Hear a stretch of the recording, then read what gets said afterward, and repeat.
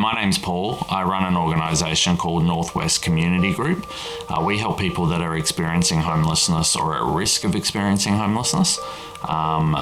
We do 3 outreach stands every week. We go into the city and into Fortitude Valley, and we give out clothing, toiletries, tents, sleeping bags, anything really that can help people that are struggling. So I got started when I decided I wanted to volunteer early last year.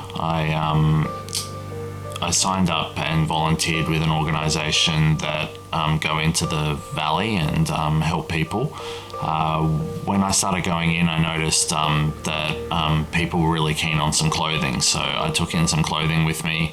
Everybody was really keen. Everyone was looking through it, and I thought, maybe there's something there. Maybe these guys need a bit more clothing. So I started asking for more clothing and started getting more donations. And then I sort of went from 1 table to 2 to 3, and then ended up doing my own thing, having a whole range of tables and products and everything like that.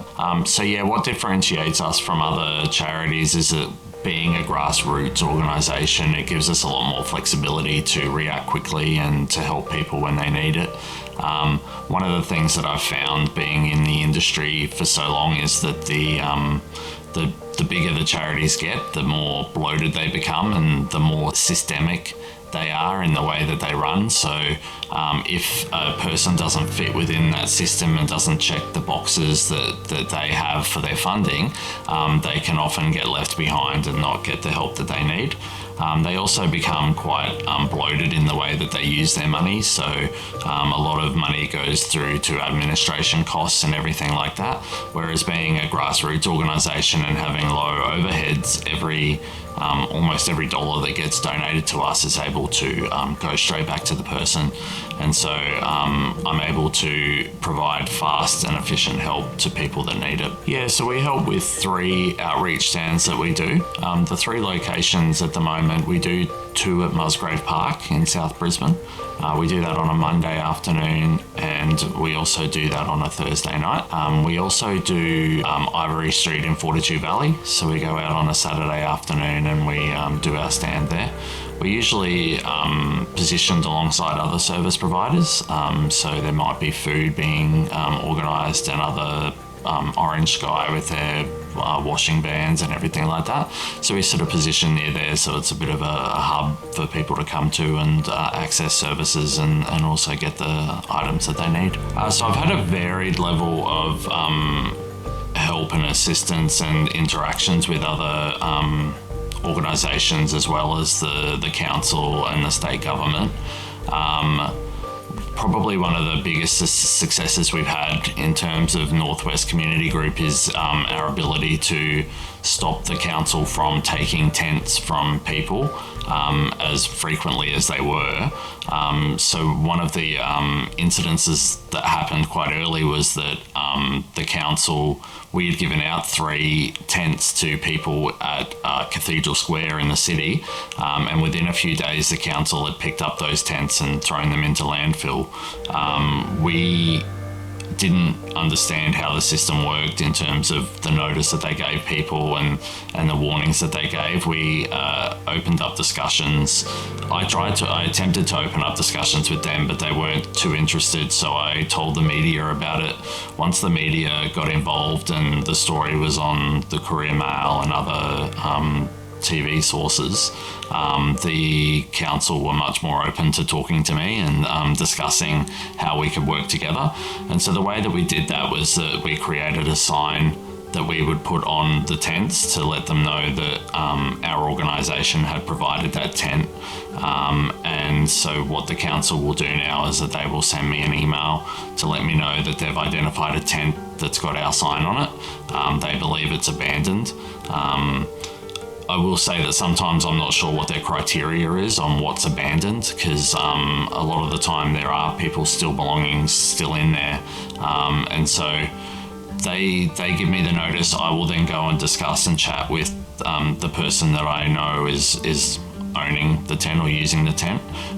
And I will then get back to the council and say, well, no, that's still being used, or no, that's been abandoned. And a lot of the time, if it has been abandoned, we will reclaim the tent, clean it, and then reuse it, because a big part of our organisation is the recycling of everything. So all the products that we give out, a lot of the products that we get are from people that are secondhand donations, and so we're trying to save things from going into landfill. And so the fact that the council were taking these tents was two reasons why we were very upset about that. One is that these are people's homes and they live in them, and you know they're struggling at the moment, and the council were throwing out all their worldly belongings as well as their home, but also it was just a massive waste of money and resources. You know, these tents were getting donated by people in our community who are really supportive of these people, and then you know they were spending $50 to $100 on these tents, and then they were getting thrown out, you know, within a day or two. So yeah, it was really good that we've had some success with the council, and I definitely feel like we're working a lot closer than we were before. Yeah, so Second Bite's probably one of the projects that I started up that I'm most excited about with our organisation. When I started my organisation, I wasn't really planning on becoming a registered not-for-profit or a charity, but I found that if I wanted to get access to these sorts of programs that I had to do that. And so I registered as an incorporated association, as a not-for-profit, and that enabled us to sign up for Second Bite. Second Bite's a program that runs through predominantly through Coles, but they do other shops and supermarkets as well.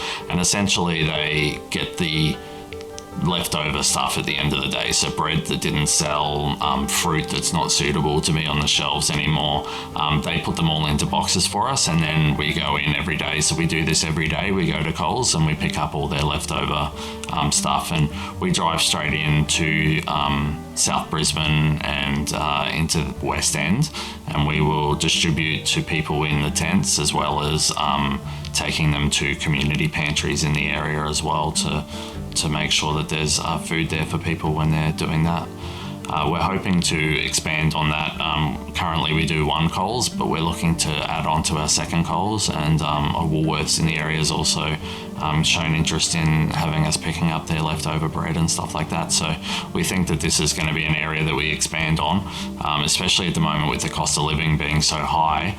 It'll be really good to be able to top up those community pantries and have people in the suburbs that are at risk of homelessness who are struggling and making decisions about whether they're going to pay their rent or buy food. They'll be able to get some more food without having to have that stress in their budgets. Yeah, so you can either donate products to us or you can volunteer for our organisation. In terms of donating, the best way is to monitor our Facebook page or our website, where we will update on the products that we're looking for and the items that we need.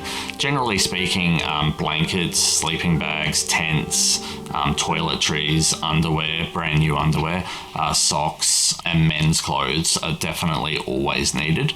Men's clothes are the ones that we really struggle with. Women's clothes, we've generally got an overflow of women's clothes. There's a lot going around. But yeah, they can be dropped off at our location. That's shared on the website and on our Facebook page. In terms of volunteers, I'm always looking for volunteers to help with our outreach stands, as well as sorting of the products that get donated to us, as well as doing the food drops and everything like that. And we're constantly expanding anyway, so we're always looking for people. So yeah, you can reach out to us to discuss volunteering options.